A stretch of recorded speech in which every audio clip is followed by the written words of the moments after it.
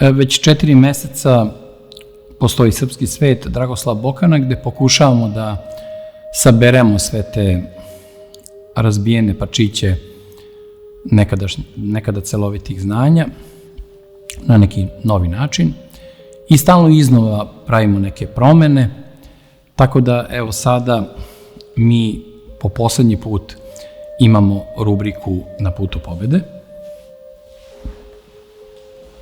jer će već sledeće nedelje umesto dosadašnjih rubrika koje gledate još ove nedelje, imati rubrike drugačije.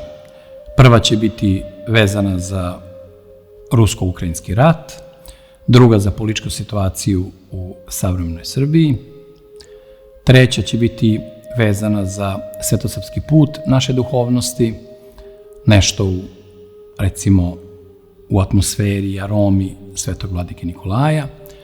Četvrto će biti jedna priča iz života koja će nas podsjećati na neke velike i važne istine i dati nam snagu da izdržimo ovaj pritisak svakodnevice koja nas sve dovodi u stanje malodušja. I peta rubrika će biti vezana za novu tehnologiju i susret i iskušenja u sudaru te nove tehnologije, kulture i smisla i poretka vrednosti. Znači, kako kroz taj smak sveta da promislimo nešto što ćemo hteli ili ne hteli već od sutra živeti.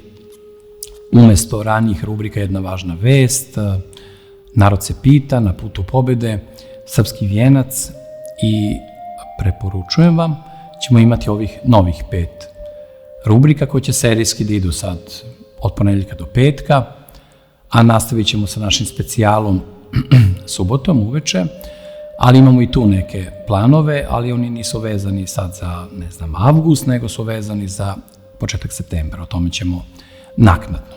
Eto, nakon ovog kratkog operativnog uvoda za one koji prate sve to što pripremam zajedno sa svojim saradnicima, sad se vratimo na poslednju emisiju Na putu pobede, koja je opet nimalo slučajna, posvećena ćirilici.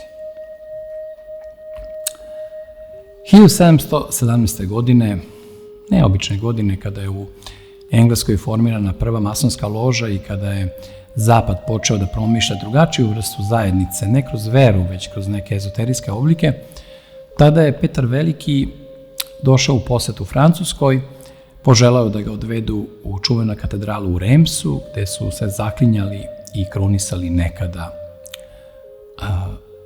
drevni francuski kraljevi, tada je još to bila monarhija, francuska tada, i domaćini su poželeli da fasciniraju ruskog imperatora i pokazali su mu jednu neobičnu knjigu koju niko ne ume da pročita, jer su neobični znakovi u njoj, i oni je čuvaju kao najveću svetinju, zato što znaju da je na toj tajanstvenoj knjizi su se vekovima zaklinjali francuski kraljevi pred Bogom i francuskim narodom i francuskim plemstvom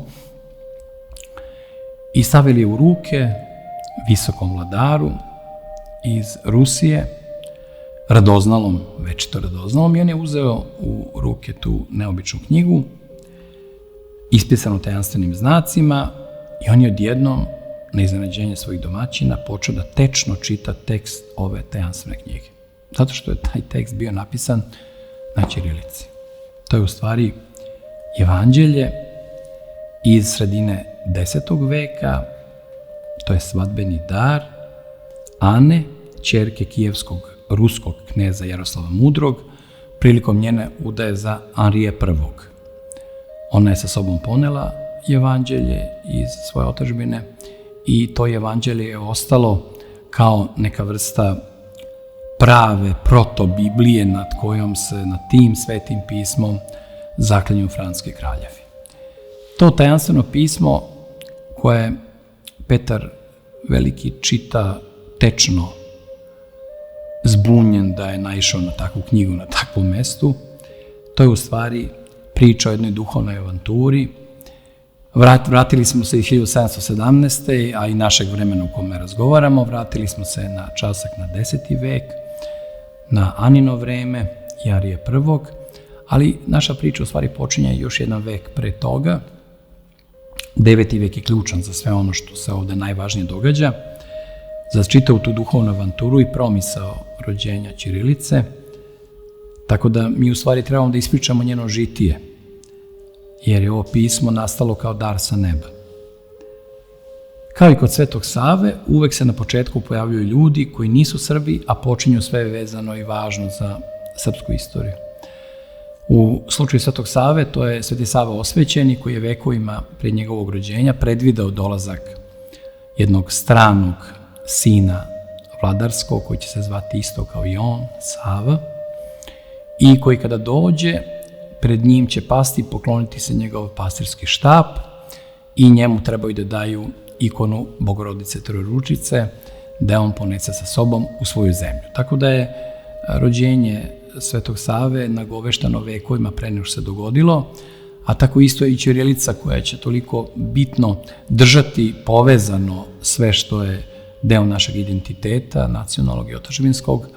Ona će se pojaviti blizu nas, kraj nas, ali od ljudi koji nisu Srbi, ali su isto kao i Sveti Sava Osvećeni bili svetitelji koji su nam bili učitelji i pastiri onda kada je njihovo znanje, kada su njihove pouke došle do nas.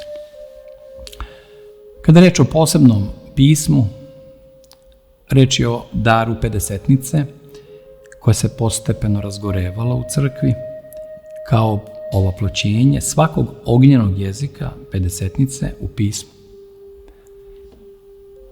Dakle, taj čudni trenutak dolaska Duha Svetog na apostole, kada oni postaju sposobni da govore na raznim jezicima, time se diskretno, indirektno, ali jasno ukazuje na to da je svaki od tih jezika, da je svaki od tih pisama, da je sve to što su odjednom, bez ikakvog prethodnog učenja, počeli da razumevaju apostoli, da je sve to od Boga dato i blagoslovljeno blagodaću Duha Svetoga. Taj trenutak u istoriji Hristovog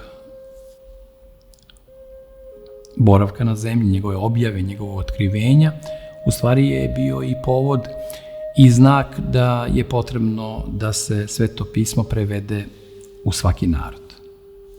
To je ono čuveno propovedajte svoj tvari, to je zapovest od pre vaskrsenja, ne mehanički na latinskom i grčkom, kao nešto ezoterično, nedostupno običnim vernicima.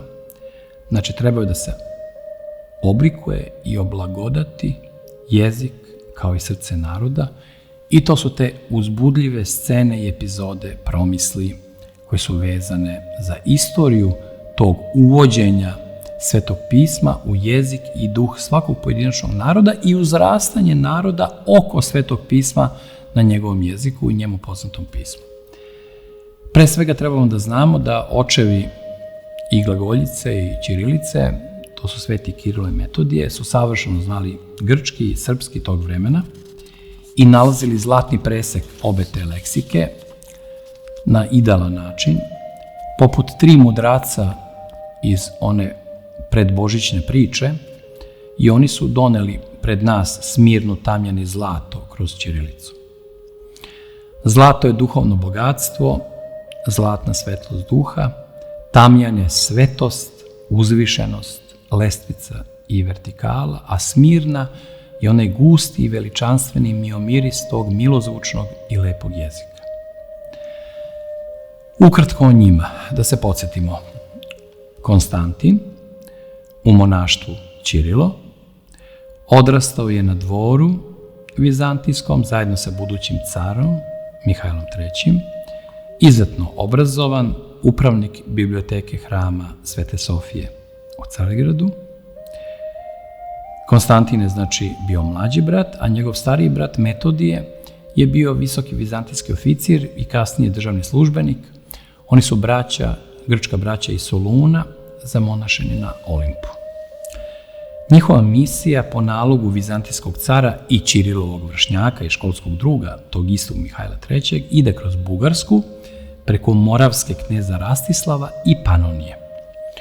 Oni tada dobijaju u svom radu misionarskom i podršku tada pravoslavnog pape Hadrijana II. U Rimu, jer u tom 9. veku imate jedinstvo crkve i često su neki drugi centri, recimo Aleksandriji ili negde drugde, imali veće probleme sa jeresima nego sam Rim, koji je u tom trenutku bio pravoslavan, kao i papa Hadrijan II. Uostalom, prvobitna slava porodice vožda Karađorđa je bila slava Klimenta, pape Klimenta, pa je tek kasnije zamenjena slavom Andreja Prvozvanog. Znači, postoje i pravoslavne ikone vezane za pravoslavne pape, koji su potpuno drugačiji nego one pape posle raskola.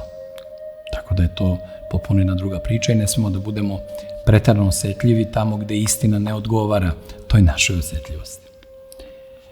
Tada, uz tu podršku pape Hadrijana, događa se neverovatan trenutak, istorijski zanimljiv, jer braća poju slovensku liturgiju u crkvi Svetog Petra u Rimu. Međutim, u tom trenutku, kao deo završetka jednog kruga životnog, 869. godine, umire mlađi od dvojice braće, Ćirilo, i u spomen na njega se rađa ćirilica. Ćirilo je prvo stvorio glagoljicu. To je od reči glagolati ili govoriti, na osnovu starih slovenskih znakova, crtica i izreza, sličnih runama. I glagoljica će trajati paralelno sa drugim slovenskim pismom, ćirilicom, još puna 2 veka, ali su onda njegovi učenici nastavili započeto rad na potpuno drugačijoj, jednostavnijoj i mnogo savršenijoj ćirilici, i taj rad je dovršen i utkan u ono što mi danas poznajemo kao naše pismo. Ćirilica je, da se setimo, samo zadržala samo jedno od 38 slova glagoljice, slovo š. A Vuk Karadžić je kasnije u reformi naše ćirilice, dakle 1000 godina posle toga, udenuo još jedan glagoljski znak koji nije prvobitno postojao u ćirilici, a to je bio slovo đ. Znači š i đ su nam došli iz glagoljice i ostali u ćirilici. Nekada su ljudi sve želeli na latinskom, bez razumevanja duha, smisla, logosa, slovesnosti, slova. Sada je obrnuto, latinski je postao jedan od jezika kao nešto konzervativno, suprotno modernoj epohi i monopolu sekularizovanog rimokatoličanstva, obescrkljeno, lažni ekumenizam kroz horizontalni sekularni jezik, a posustala vertikala latinice, koja je još odavno izgubila svoj smisao i značaj, je postala čak nešto više od te jadne ekumenske horizontale i događa se veliko kvarenje predanja. Posebno su tu aktivni anglikanci, koji su uvek bili avangarda i prethodnica New Age reformi, koji sad kritikuju Oče naš, smatrajući da se ne može otac izdvajati iznad majke i da postoji neka vrsta rodne neravnopravnosti u najčuvenijoj hrišćanskoj molitvi, Oče naš. Cancel kultura na zapadni način. Znači, idol je savremenost i umesto da crkva na zapadu vodi vreme ka večnosti, oni traže da crkva sluša diktat vremena, koji je uvek suprotan duhu blagodati i duhu istinske crkvenosti. Ćirilica je dakle 50-nica srpskog jezika, srpsko pismo, srpska slova i knjige Srba kao vernog naroda, jednog od naroda Novog Izraelja. Ona je mudro osmišljavana i usavršavana vremenom, brušena kao dijamant, da bi i na zapadu, mnogo kasnije u Americi, nudili nagradu, veliku novčanu nagradu za stvaranje jednog sličnog, ovako savršenog pisma u nekoj obradi latinice, naravno bez uspeha. Ćirilica ima onu čudnu zakrivljenost, to je mnogo prijatnije i očima i mozgu, i kao što se razlikuju arhitektonike hramova, recimo ruskog hrama sa onom lukovicom ili gotskog hrama. Tako ovde imamo mekotu bez preterane savitljivosti, znači čvrsto kao čelik, ali ne kruto kao gvožđe, niti razvučeno kao neka žvaka, taj baršunasti čelik ćirilice, duhovnog oblika, istinski pravoslavnog. Imamo u ćirilici harmoničan raspored suglasnika i samoglasnika sa ravnotežom slično onom u latinskom jeziku iz drevnih vremena i zato se lako pamte izreke ovakvih pisama i ovakvih jezika. Srpski je ostao najsrodniji drevnom sanskritu i rečima i funkcionalnošću. Postoje reči sa samo suglasnicima poput smrti. Smrt je reč samo od suglasnika, bez jednog samoglasnika, vrlo slično sanskritu. Ali ćirilica, kada je postavimo ispred sebe i razmišljamo o njenom dubokom duhovnom smislu, ona je neka vrsta ikone. Ona nije veštački iskonstruisan jezik komunikacije, već predat odozgo, od gore. sad, mnogi zameraju Vukovoj ćirilici gubitak one veze sa srednjovekovnim zvukom i jezikom. Zameraju mu to što se raskida ona nekadašnja velika organska sličnost našeg jezika i ruskog jezika kroz zajednički crkveno-slovenski jezik, ali postoje razni spratovi jezika, kao što bi to rekao vladika Danilo Krstić. Gornji sprat jezika duhovne kulture je zaista ostao teško dostupan posle te Vukove reforme, ali kao posljedica radikalnosti Vukove reforme, njegove vulgate, Vuk se nije previše bavio rečima iz sfere duhovne kulture, rečima poput tihovanja, suzrcanja, projavljivanja, hitrosti, već i svakodnevnog života. Zato uvek ostaje nedovršen prevod vukovskim jezikom, ali dobijamo neku čudnu snagu, ritam i pulsiranje jezika u toj narodnoj snazi večnog obnavljanja reči i davanja sve novog smisla. To unošenje žargona u akademski jezik je postalo nešto što je bilo karakteristično i za našu književnost, i za naš odnos jednih prema drugima, i za tu neku lakoću izražavanja. I u ostalom naše pesništvo, posebno te linije crnjanskog, je doslovce nastalo na Vukovoj reformi. To ne smemo da zaboravimo bez obzira na taj gubitak tog gornjeg sprata i sve one stvari koje su došle kao posljedica toga. Recimo, sjetit ćemo se nedovršenog prevoda vukovskim jezikom, pa kad kažemo, kad tragamo za hlebom nasušnim, u Oče našu, u originalu se govori o hlebu nadsuštnim, o hlebu blagodatnom, a ne o kori hleba koje treba da utoli samo našu fizičku glad. Znači, gubi se često originalni smisao zbog nedosezanja tog nivoa koji je vekovima kroz onu prvobitnu ćirilicu postojao, a onda nakon toga gotovo bio zbrisan. Tako da je to sklanjanje crkvenosti i borba protiv Boga i protiv crkve i protiv uloge, veze crkve, naroda i države na svetosavski način postala je, nažalost, i deo te operativne upotrebe te reformisane Vukove ćirilice.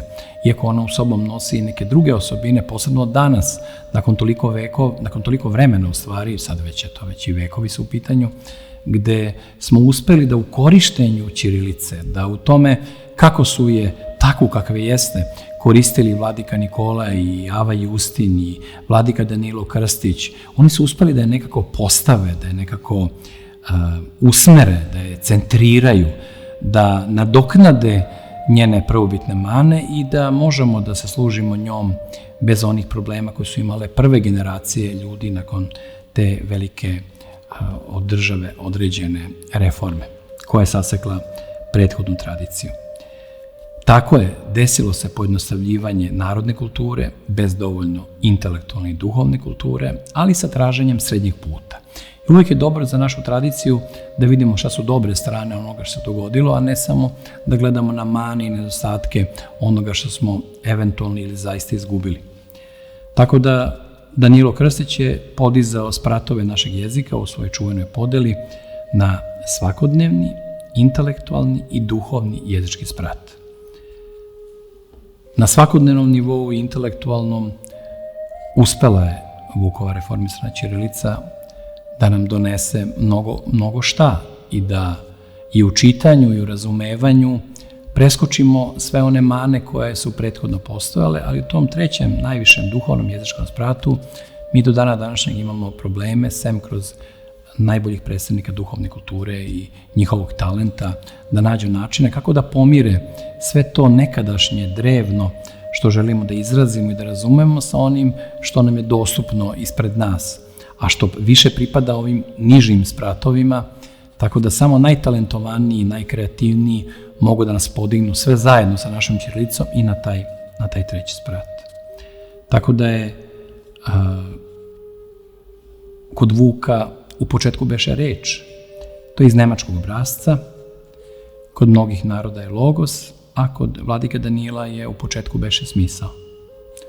Tako da se može pažljivo boraveći među rečima te jednostavne svakodnevne ćirilice ipak pronaći rešenje i način kako da prođemo kroz sva iskušenja i da dođemo na tu čistinu, na taj brisani prostor smisla. Ćirilica je nekada zabranjivana, recimo kad god je Srbija osvajana, prvi zakon je uvek bio zabrana ćirilice i u Prvom svetskom ratu kada su austrijske trupe ušle u Beograd je ćirilica zabranjena i prvi časopis koji je formiran od strane austrijskih okupacionih vlasti, zvao se Avala, je bio ispisan na latinici, naravno.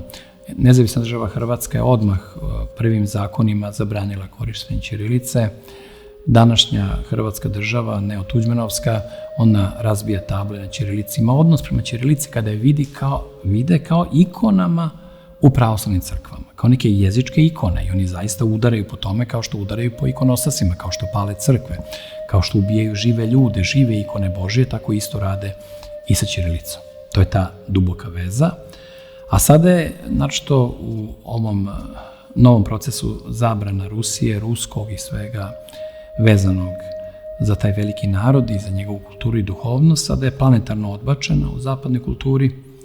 Antihrišćanstvo je postiglo svoj zenit u našoj epohi kao možda poslednji krik pred pad, taj ludački sekularizam protiv Boga, protiv svih lestvica koje povezuju nebo i zemlju, to čudno duhoborstvo i oni dozvoljavaju samo slova, reči i misli koje nemaju istinski duh, samo tamo gde postoji konfuzija smisla. I na kraju, u tom kratkom pregledu značaja ćirilice, tog svetog pisma naše kulture i jednog od principa i stubova našeg identiteta, uvek ću podsjetiti da se na dan Svetog Ćirila i Metodija, tog 24. maja, proslavlja Dan slovenske pismenosti i da sem drugih slovenskih naroda, koje ga već dugo vremena proslavljaju, da je i kod nas u Srbiji počelo sa obeležavanjem tog velikog praznika ćirilice i